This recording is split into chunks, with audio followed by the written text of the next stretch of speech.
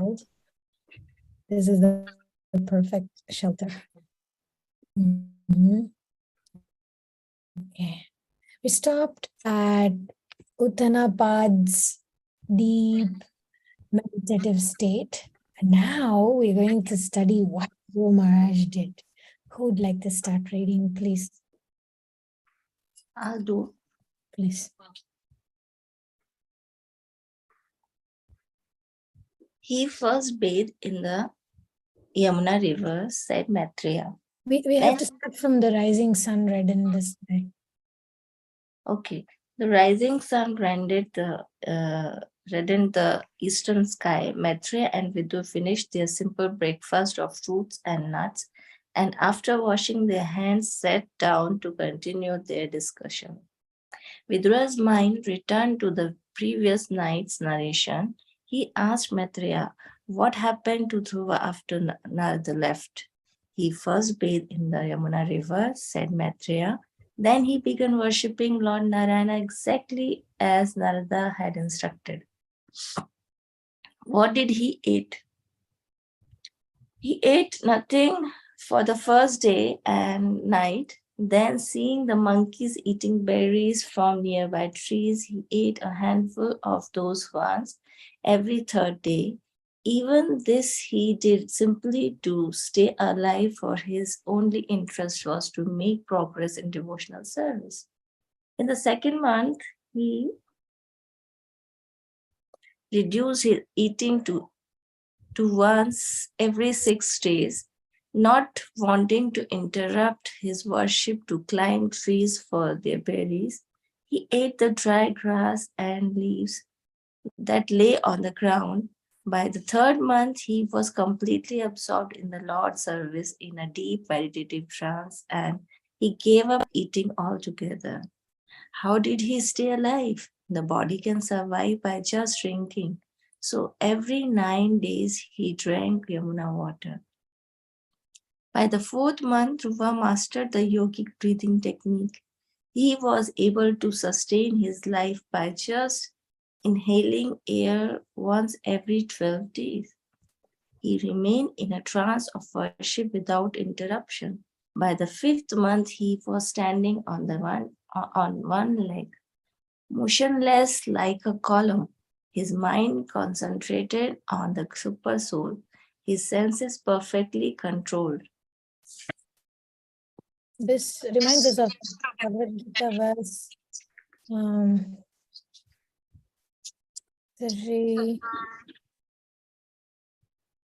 Is it 313? I think it's 313. Let's see.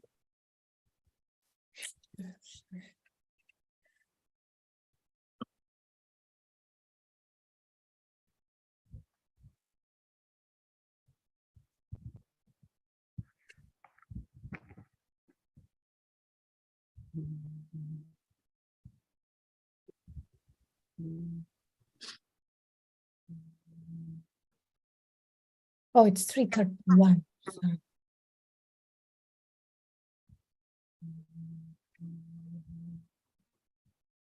Okay.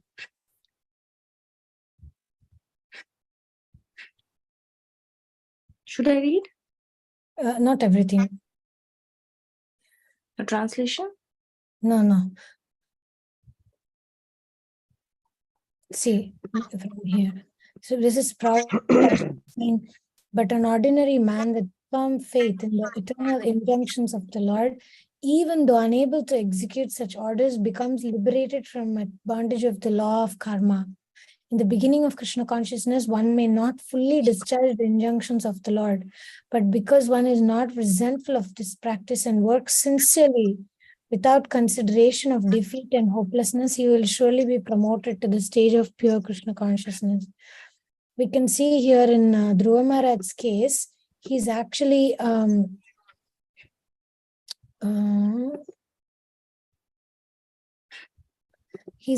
doing slowly.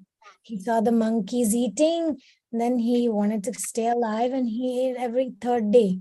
Then he slowly reduced it to every 6 days. So the point is, he didn't start out unrealistic, thinking, I will not eat at all. And then he would have he would have just crashed and collapsed. Sometimes we do that in devotional service. We want to do everything. We want to fast also. We want to cook for Krishna also. We want to do service also. We want to do reading also, go to class also. And then we collapse sometimes. So we can learn from Dhruva Maharaj how to steady ourselves, how to balance our life in such a way that we're realistic about this body that we have.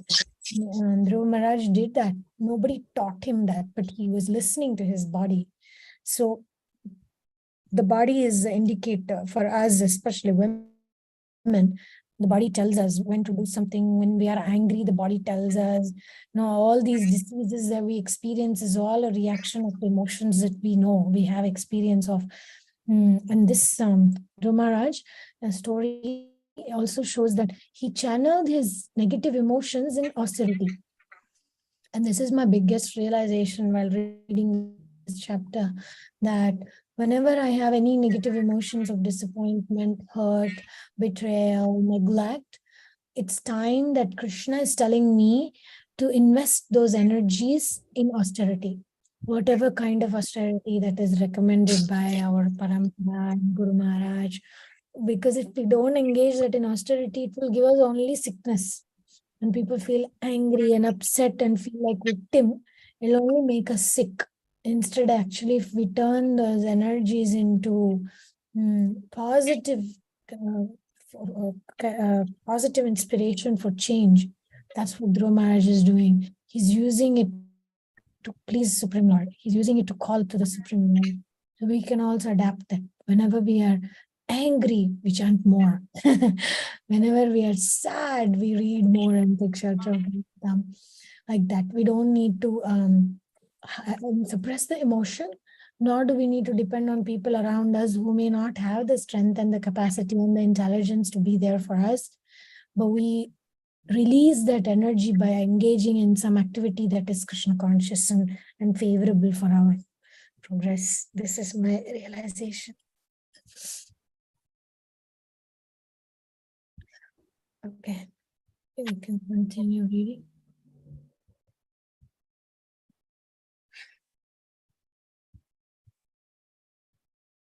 Although the entire creation rests in the Lord's body and he controls all living beings, Dhruva captured him in his heart. He thus made all the planets in the universe tremble. Just a few months previously, he had been unable to climb on his father's lap. Now that same prince, by virtue of his devotional service, rocked the earth. As an elephant rocked a boat, as he stood steadily on one leg, the pressure of his leg toe made the whole earth tilt by 2.5 inches. How did that happen? By virtue of his bhakti, he became fully connected with Narayana and therefore practically as heavy as the Lord, because he closed all the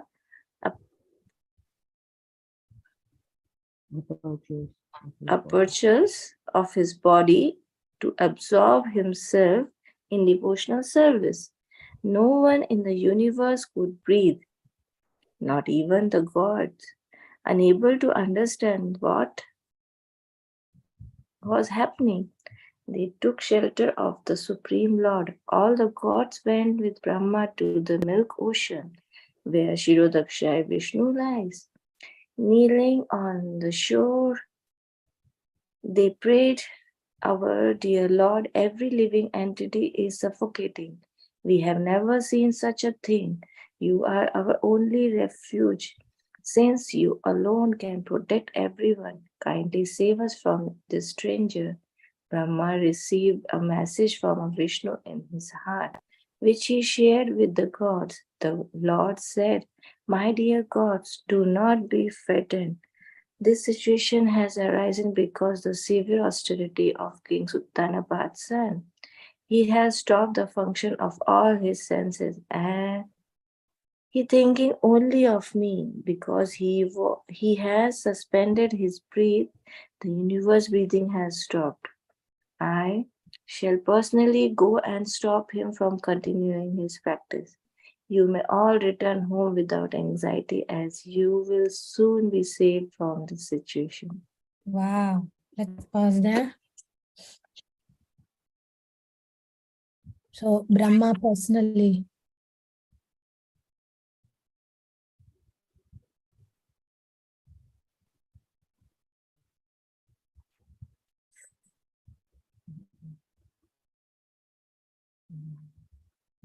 Yeah, it's so like inspiring, right? I feel like a surge of inspiration just reading this. Rastastali Mataji, would you like to start chapter 9, please? One thing I was thinking, like he has control all his senses. Shidu Akshay Vishnu is saying to Brahma, because of that, that he got the power from the god, so he become heavy, and because of that, the Bhumi Devi is tilted some inches, 2.5 inches. So means like if we can able to control our senses, like we got this empowerment from the Lord to control the outside situations. Wow. Even if we can just control a little bit our, what like we were discussing, before the class, we were saying when we have this need to depend on somebody, if we can just control that momentarily, then we won't become, sucked into it. Even that we find it so hard. And this kind of control is another level, huh? 5-year-old boy we are talking about.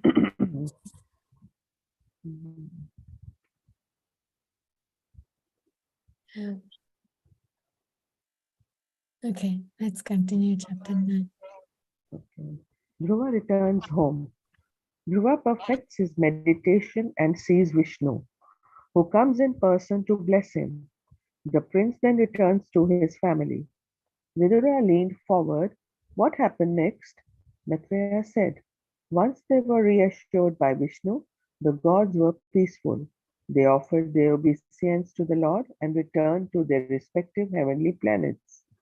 Then Garbhodakshai Vishnu, whom Dhruva saw in his trance, expanded himself as Krishnagarbha, and riding on Garuda he went to Madhuvan forest to see his servant Dhruva.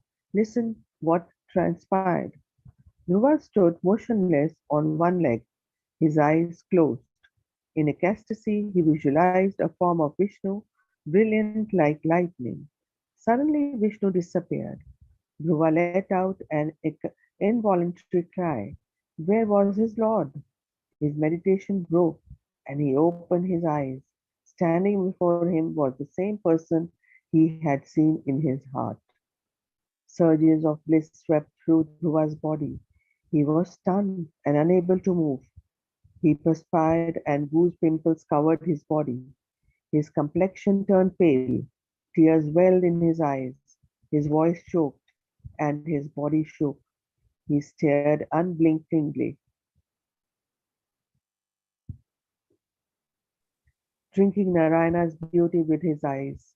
Then he fell flat before him like a rod, touching the tips of the Lord's feet. If only he could embrace and kiss him. Gradually he returned to his senses. He wanted to offer suitable prayers, but his mind was blank. What could he say? He had not yet studied the Vedas. His brow furrowed in concentration. The Lord reached out and gently touched Dhruva's forehead with his conch shell. At once all the worthy conclusions were revealed to Dhruva.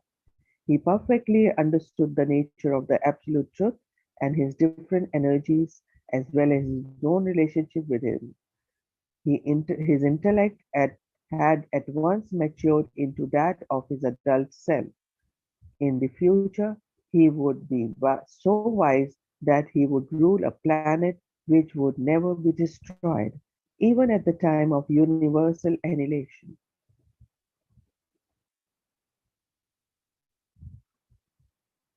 Composing himself, he began to speak. My dear Lord, you are all powerful. By entering me, you have given me spiritual senses.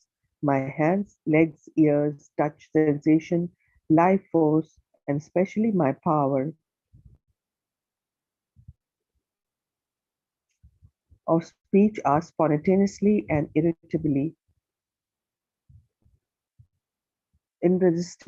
drawn to serve and glorify you. Please accept my respectful obeisance.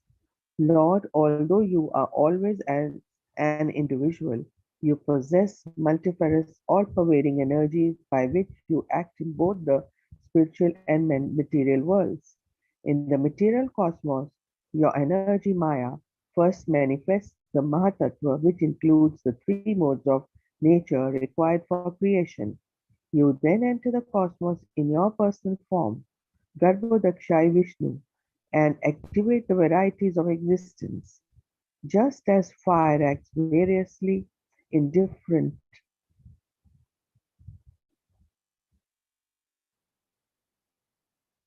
types of wood, smoking, smoldering, sputtering, or blazing. Similarly, you as super soul act differently in bodies which are in the mode of ignorance, passion, goodness, or pure goodness. In other words, you inspire non devotees to act for sense gratification according to the modes of nature, influencing them. But you inspire your devotees to engage in your loving service. O my Master, Lord Brahma fully surrendered to you, and you gave him knowledge by which he could see and understand the entire universe, just as one awakening from sleep visualizes his duties. Your lotus feet are the only shelter for those desiring liberation, and you are the friend of the distressed. How can one in perfect knowledge ever forget his obligation to you? Dhruva momentarily hung his head. How foolish he was to have desired a kingdom. Of all those who approached the Lord, he was the lowest. The Lord smiled kindly, encouraging him to speak his mind. Dhruva continued, people who worship you for worldly profit are bewildered by your material energy. When you, who are like a desired tree, can grant liberation from birth and death. Only a fool like me approaches you for sense gratification, which is available even to the hogs and dogs.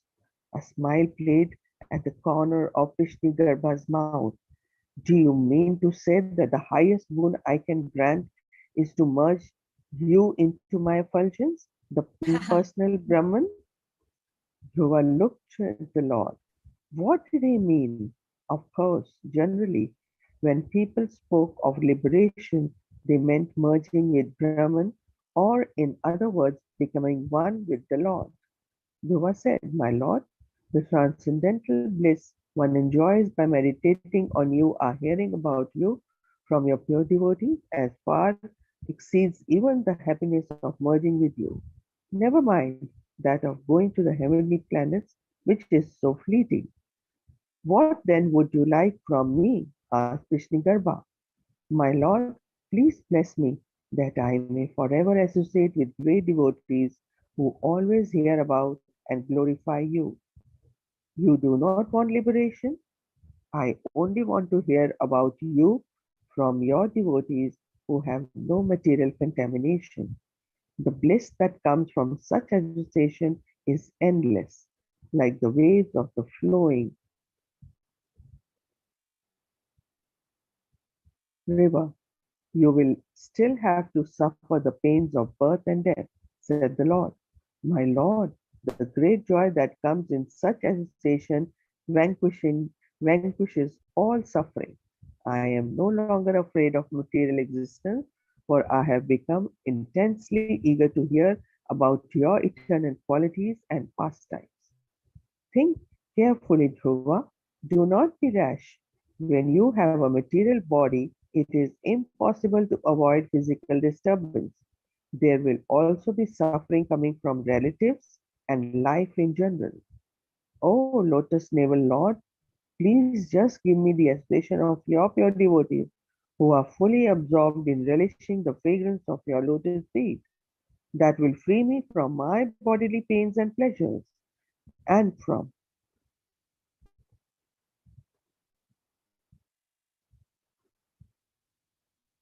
attachment to my relatives, home and wealth. Prishnigarbha said, very well. Why then have worshipped me all this time for a kingdom greater than your forefathers? My lord, I am merely an ignorant child, interested in childish things. I was attracted to the material world, inhabited by gods, demons, humans, animals, birds, reptiles, and trees. I now know that all these but are manifestations of the Mahatattva. Your form is the total material energy, which is sometimes manifest and sometimes not. I had no idea that beyond this is your wonderful personal form and how rewarding it is to serve you. By your grace, I am factually experiencing this and need no longer theorize about what is the highest truth. Any comments? Very interesting shift, no? Very, very pure. Like when we start out with some, like I was saying, sometimes we may be disappointed or something, and we take up to some austerity. But then, the power, like remember Diti and Kashyapa's dialogues also, when Kashyapa tells her, do this, austerity. Somebody else also tells the wife, do this, Poem Shravana. Is it called what? Not Poem Shravana, I forget the name. What is it? Rajeshwari Radhika Mataji. Remember this? I think Devhuti and Kardamuni. No. Who is that? I think it's Kashyapa only. Maybe Kashyapa with Aditi.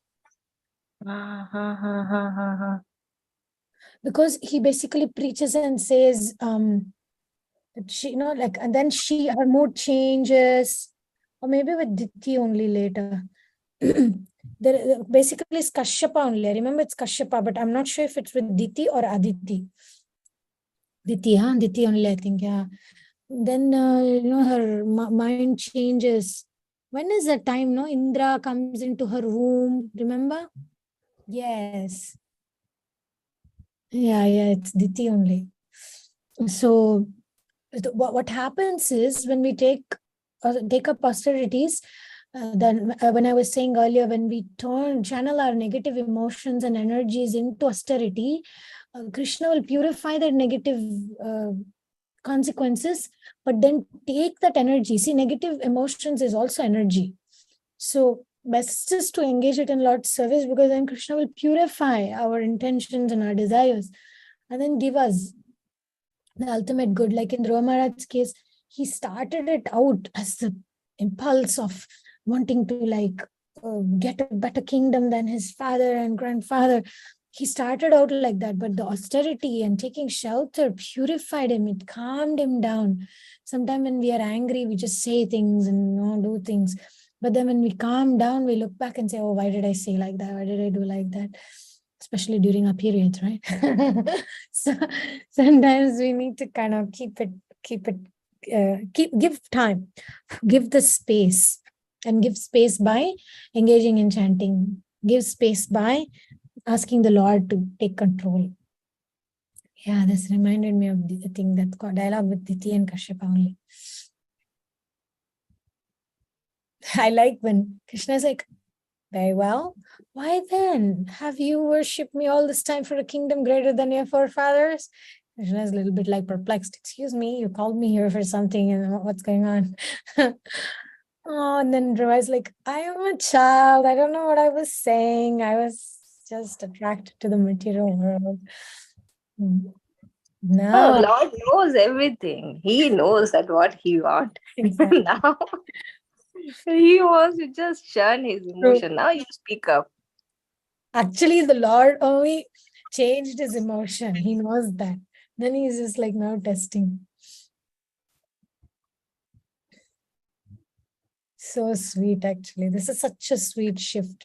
When will the day come when we can shift our material thoughts and desires and turn our frustrations and engage that in devotional service, and then become purified and not feel any betrayal, not feel any hurt, not feel any triggers, feel any agitation with the people around us. When will that day come?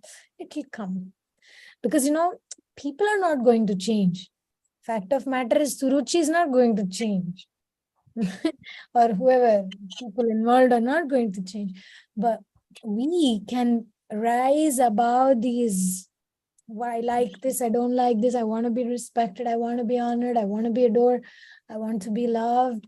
We can go beyond all this and become indifferent, no matter how people treat us, knowing that Krishna is in my heart, Krishna loves me, I belong to Krishna. I'm not going to bow my head down to anybody.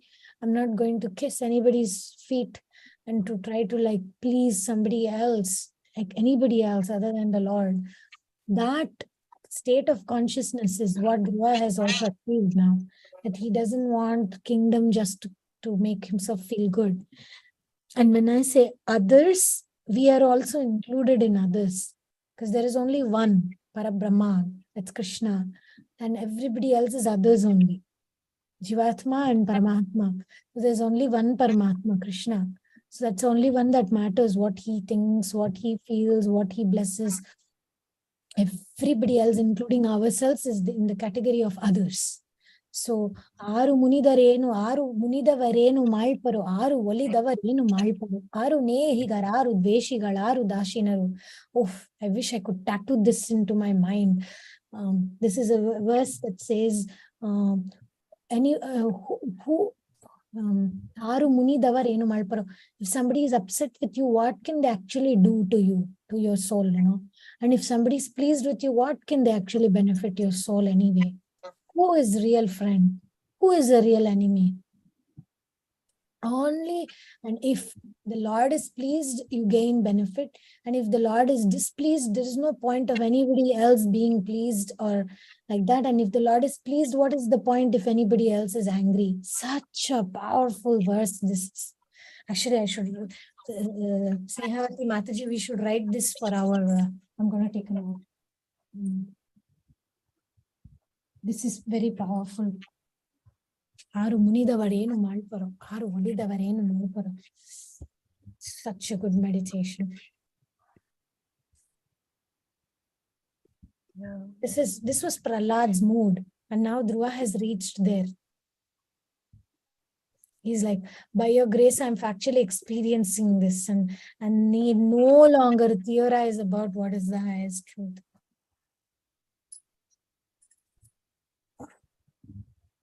We are on the track through this association. We get every day we are reminded. Yeah, every day we should remind each other. No, it doesn't matter who likes you, who doesn't like you, who criticizes you, who insults you.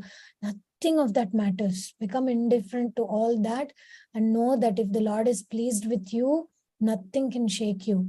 And if the Lord is displeased with you, even if the whole world is admiring you, adoring you, there is a danger. So we should always remember this. I'll sing this. It's not exactly singing, it's a verse, but still it can be sung. Aru Volidavarenu Malparo, Aru Munidenu.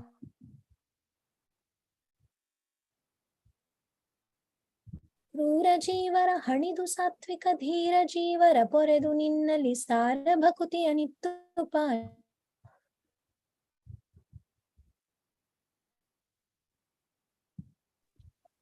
Your voice is breaking, Mataji.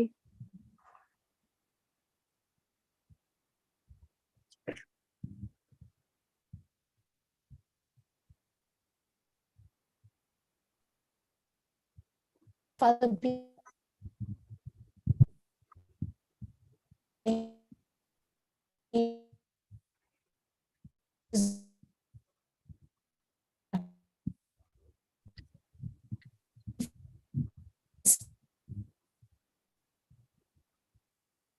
You are not audible, Mataji.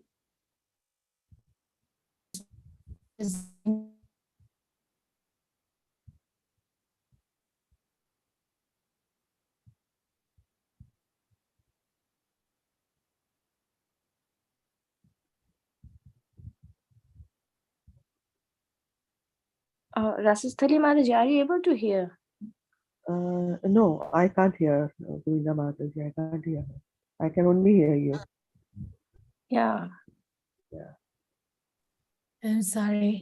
This is very important. The last line of that shloka is like, ಆರು ನೇಮಿಗರ್ ಆರು ದ್ವೇಷಿಗಳು ಆರು ದಾಸಿನರು ಕ್ರೂರ ಜೀವರ ಹಣಿದು ಸಾತ್ವಿಕ ಧೈರ್ಯ ಜೀವರ ಪೊರೆದು ನಿನ್ನಲಿ. There are the krura jivis. There are people who are not beneficial in our life. They're going to hurt us.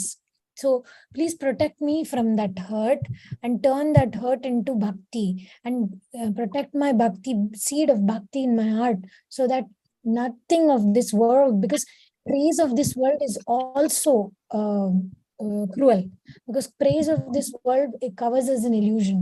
So it says, please let me go beyond the praise and insults of this world, and let me attain bhakti in you and full faith that whatever is happening is your will, and be in full faith all the time.